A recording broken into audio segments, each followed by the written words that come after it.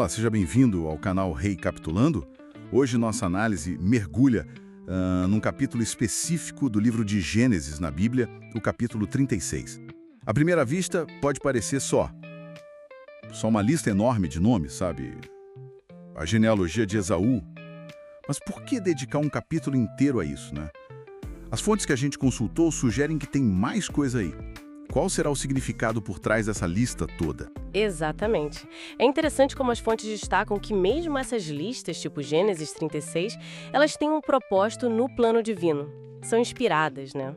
A ideia aqui é tentar entender o que essa história de Esaú, que também é chamado de Edom, e principalmente a separação dele do irmão Jacó, o que isso nos revela sobre Deus, sobre os povos. Certo. Então Gênesis 36 começa detalhando a família do Esaú. Ele casou com mulheres cananeias, Ada, Aholibama, Bazemate. Isso.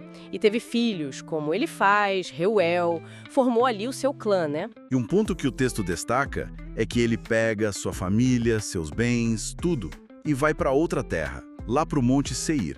Ele se aparta do Jacó. E a razão que o texto bíblico dá é bem prática, né? Diz que os dois tinham tantos bens, tantos rebanhos, que a terra não conseguia sustentar os dois juntos. Faz sentido, logisticamente falando? Sim, mas uma interpretação que aparece nas fontes e que eu acho bem interessante é que isso também mostra um cuidado de Deus. Essa separação física ajudaria a proteger a linhagem de Jacó, de onde viria a promessa messiânica, da influência pagã que já crescia na família de Esaú.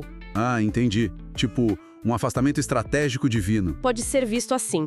E tem até um indício disso no próprio texto, né? Um dos líderes edomitas listados ali é Baal-Hanã. Eu vi esse nome, Baal-Hanã. O nome significa algo como Baal é gracioso. Mostra como eles já estavam, assimilando os deuses da terra de Canaã. Nossa, que detalhe. Mas o que realmente chama a atenção, pelo menos para mim, nas fontes, é como essa separação acontece. Porque, veja bem, o Esaú que a gente conhecia antes era o que queria matar o irmão, lembra? Cheio de ressentimento. Sim, a história da bênção roubada, tudo aquilo. Exato. E agora, de repente, ele decide sair pacificamente? Vai embora por vontade própria? Como as fontes explicam essa mudança? Pois é, um ponto-chave. Essa partida voluntária é vista por alguns comentaristas como a mão de Deus agindo sutilmente. Em vez de ter um conflito direto, sabe? Ou de Jacó ter que, expulsar o irmão à força. O que seria terrível, né? Com certeza.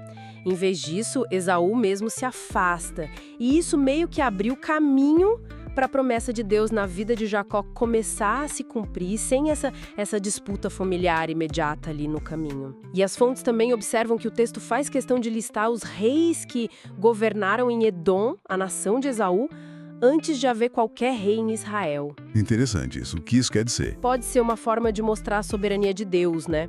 Que ele reina sobre todas as nações, não só sobre Israel, e que o tempo dele é diferente do nosso. E essa separação toda, sabe? Algumas análises conectam isso com uma ideia bíblica que chamam de sacudidura. Sacudidura? Tipo peneirar? Essa é a imagem. Um processo divino de separar, de purificar. Aparecem profetas como Amós, e Jesus também fala sobre separar o joio do trigo, os bodes das ovelhas. Ah, sim, no fim dos tempos. Exato. A mensagem implícita, segundo essa leitura, é que essa tarefa de separar definitivamente o justo do ímpio, ou os Jacós dos Esaús num sentido espiritual dentro do povo de Deus, essa tarefa não é nossa. É algo que pertence a Deus, que será feito pelos anjos no tempo certo. Isso muda a perspectiva. Quer dizer que a gente não deve tentar forçar essas separações, tentar limpar a casa por conta própria? Exatamente. Leva a um chamado à confiança na condução divina, sabe? Mesmo quando a gente vê divisões, situações complexas na igreja ou no mundo, uma das fontes até traz uma citação de Ellen G. White que diz algo como: deixe que Deus desembarace as coisas para você. Foca na sua parte, que é buscar unidade, amar. Entendi. Focar no que nos cabe e confiar que Deus cuida do resto, da separação final. Faz sentido. E como isso tudo se amarra com aquele plano maior de Deus, que você mencionou no início, essa história de Edom? Bom, outra fonte lembra algo fundamental. O plano de Deus, através de Israel, desde Abraão lá atrás, nunca foi exclusivista. A promessa era abençoar todas as famílias da terra. Então, conhecer a história dos edomitas, dos moabitas, amonitas, esses povos vizinhos e parentes, era importante para o próprio Israel, para eles saberem como interagir, como se relacionar, seguindo a orientação de Deus, como Moisés depois instruiu em Deuteronômio. Ah, claro.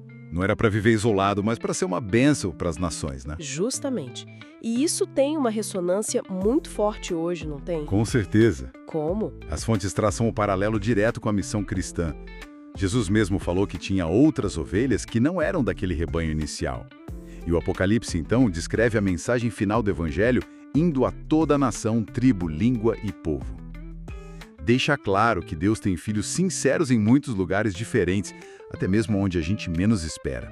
Que a salvação alcança gente de todo lugar. Exatamente, culminando naquela visão linda da grande multidão de todas as nações diante do trono e depois, na nova terra, a cura das nações.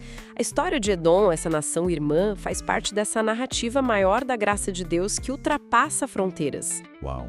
Então, para a gente resumir nossa análise de hoje, Gênesis 36, que parecia só uma lista de nomes, na verdade é muito mais. Mostra a história de Esaú, o nascimento de Edom, revela a soberania de Deus agindo de formas inesperadas, como nessa separação pacífica dos irmãos.